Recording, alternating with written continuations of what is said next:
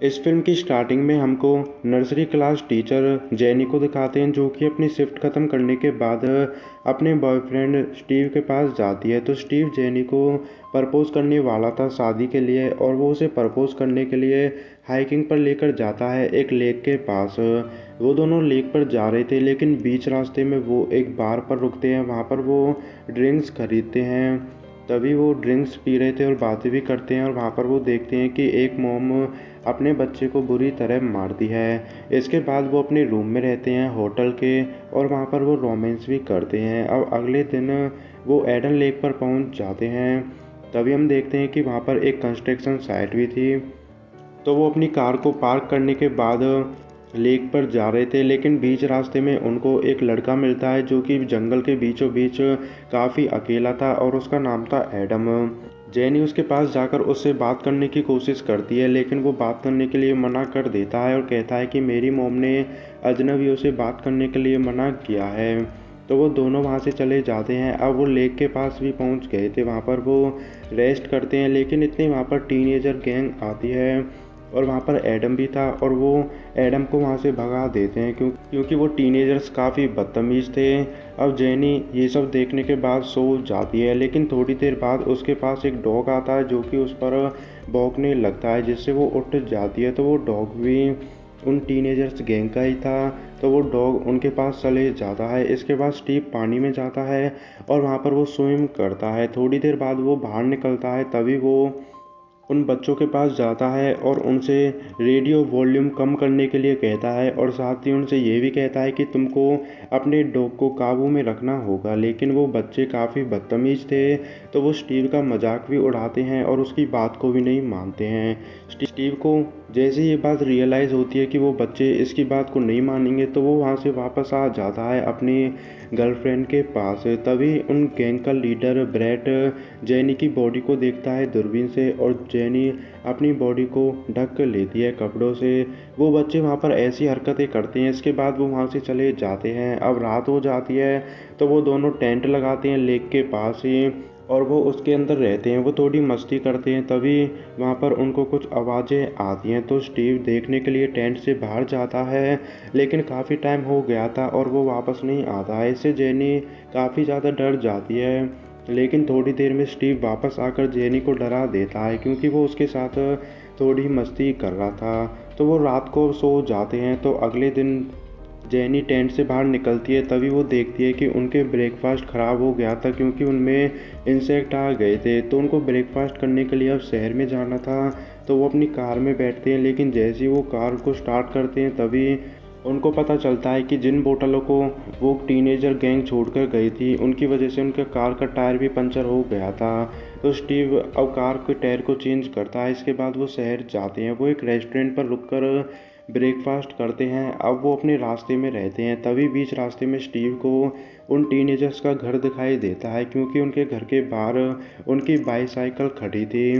तो स्टीव उनके घर के अंदर जाता है ताकि वो पेरेंट्स से उन बच्चों की शिकायत कर सके, लेकिन जैसे ही वो घर के पास जाता है, घर पर कोई भी नहीं था। तो स्टीव घर के अंदर चले जाता है, लेकिन थोड़ी देर में घर का ओनर आ जाता है, जिसका नाम था जॉन, और वो घर के अंदर जाता है। लेकिन स्टीव जॉन को देखकर घर में ही छुप जाता है, क्योंकि अगर जॉन स्टीव को घर के अंदर देखता तो उसे लगता है कि वो चोरी कर रहा है। अब जॉन भी घर के अंदर था और स्टीव भी घर के अंदर था। तो स्टीव चुपके से विंडो से घर से बाहर निकल जाता है, और वो कार में बैठकर अपनी गर्लफ्रेंड के साथ वापस से उस लेक पर पहुंच जाते हैं। तो वो दोनों लेक में स्विम करते हैं। इसके बाद वो काफ़ी मस्ती भी करते हैं, लेकिन तभी वो देखते हैं कि उनके बीच बैग गायब हो गए थे। तो वो अपनी कार के पास जाते हैं, लेकिन जहाँ पर उन्होंने अपनी कार पार्क की थी, वहाँ पर अब उनकी कार भी नहीं थी, यानी कि किसी ने उनका सामान चुरा लिया था। तो वो अपनी कार को ही देख रहे थे, यानी कि पूरे जंगल में अपनी कार को ढूंढ रहे थे। बट तभी उनको पता चलता है कि उनकी कार को उन टीनेजर्स गैंग का लीडर ब्रैड चला रहा था, और उस कार में वो बच्चे भी रहते हैं। तो उन्होंने ही स्टीव और जेनी का सामान चुराया था, और कार भी।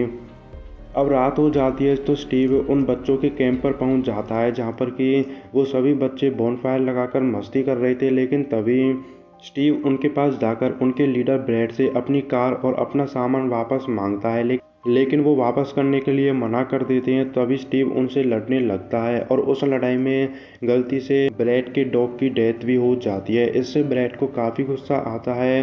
तभी स्टीव कार कीज लेकर जेनी के साथ वहाँ से चले जाता है, क्योंकि उनको पता था कि अब कुछ बुरा होने वाला है और वो बच्चे उन दोनों का पीछा भी करते हैं। अब स्टीव कार में रहता है, लेकिन बीच रास्ते में उनकी कार फंस जाती है और वहाँ पर वो बच्चे पहुँच जाते हैं। तो वो उनकी कार में पत्थर फेंक कर मारते हैं, जिसकी वजह से फ्रंट मिरर टूट भी जाता है। लेकिन कार निकल जाती है और स्टीव उसे लेकर चले जाता है, बट वो जंगल में थे और फ्रंट मिरर भी टूटा हुआ था। इस वजह से उनका एक्सीडेंट हो जाता है। तो स्टीव फंस गया था और उसे चोट भी लगी थी, लेकिन जेनी को कुछ भी नहीं हुआ था और उनके पास वो गैंग भी आने वाली थी। तभी स्टीव जेनी से कहता है कि तुमको शहर जाना होगा और शहर जाकर तुम्हें मदद लानी होगी। तो जेनी कार से उतरकर वहाँ से चले जाती है और थोड़ी देर में वो गैंग स्टीव तक भी पहुँच जाते हैं। तो अब सुबह हो जाती है। तो जेनी अभी तक जंगल में थी, वो शहर नहीं गई थी।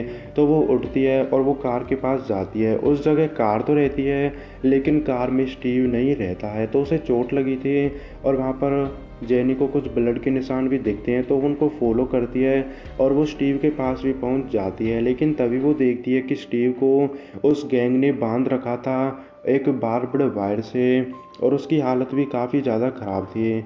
तो ब्रैड काफ़ी कमीना था, एक तरीके से वो साइकोपैथ था। तो वो सभी बच्चों से एक एक बार स्टीव को चाकू मारने के लिए कहता है और पेज उन सभी बच्चों की फिल्म भी बनाती है ब्रैड के कहने पर, क्योंकि सभी बच्चे स्टीव को मारते और पेज उनकी वीडियो बनाती। इस वजह से वो सभी क्रिमिनल रहते और कोई भी पुलिस के पास नहीं जाता।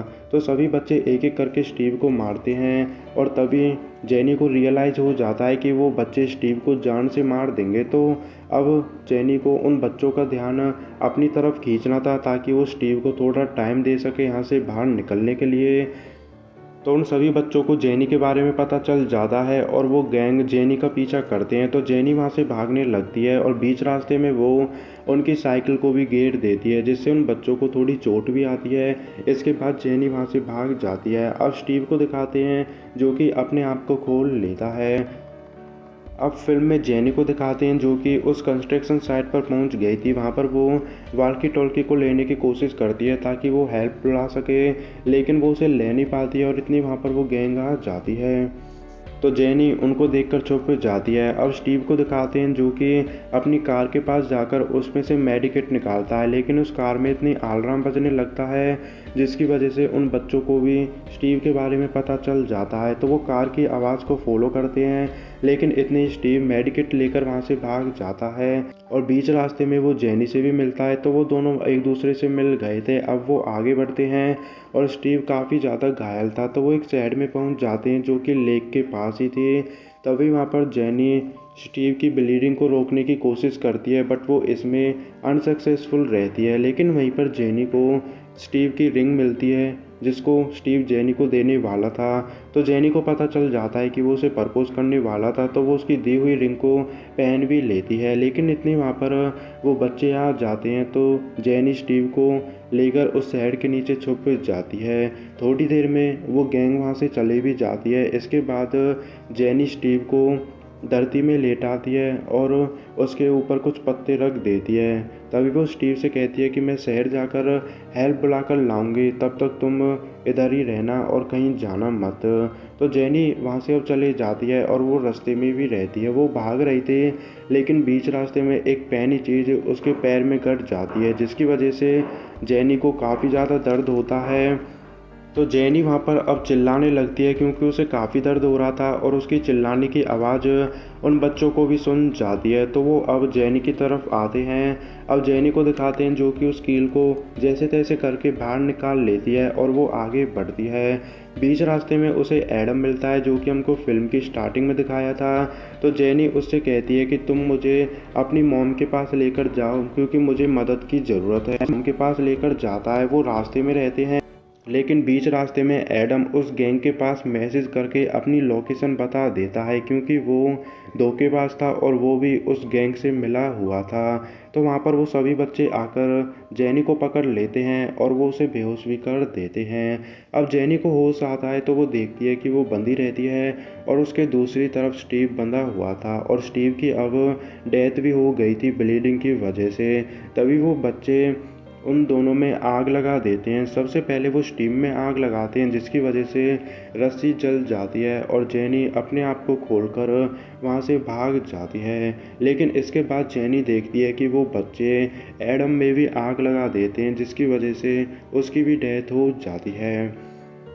अब जेनी एक ऐसी जगह पर पहुंच जाती है जहां पर कि मैप रहता है, तो वो उस मैप को लेती है, लेकिन तभी वहां पर ब्रेट आ जाता है और उसको देखकर जेनी छुप जाती है। थोड़ी देर में ब्रेट और उसके साथी वहां से चले जाते हैं, तो जेनी अब बाहर निकलती है। तभी कूपर जेनी को देख लेता है, लेकिन इस टाइम कूपर जेनी की हेल्प करना चाहता था और वो भी उसी गैंग का हिस्सा भी था। लेकिन जैसे ही वो जेनी के पास आता है, जेनी उसमें एक कांच का टुकड़ा मारती है, जिसकी वजह से थोड़ी देर में कूपर की डेथ हो जाती है और जेनी वहाँ से भाग जाती है। अब रात हो गई थी, तभी वो बच्चों को कूपर की डेथ बॉडी मिलती है। ये सब देखने के बाद हैरी इस गैंग को छोड़ने के लिए कहता है, क्योंकि वो काफ़ी डर गया था और इसी वजह से ब्रेट हैरी को इतना मारता है कि उसकी भी डेथ हो जाती है। पेज ये सब देखने के बाद वहाँ से भाग जाती है गैंग को छोड़कर। अब जेनी को दिखाते हैं जो कि एक रोड पर पहुँच गई थी। वहाँ पर उसे एक कार मिलती है और वो उससे लिफ्ट मांगती है, लेकिन कार का ड्राइवर उस गैंग मेंबर रिकी का ही भाई था, लेकिन उसे इन सब बातों के बारे में पता नहीं था। तो वो जेनी को लिफ्ट देता है। इसके बाद वो अपने भाई रिकी के पास जाता है। तो कार से उतरकर वो रिकी और उसके दोस्तों को जेनी के बारे में बताता है, लेकिन इतनी जेनी कार को लेकर वहाँ से भाग जाती है। वो रास्ते में रहती है, तभी उसकी कार के सामने पेज आ जाती है और उसकी कार से टक्कर लगती है और उसकी भी वहाँ पर डेथ हो जाती है।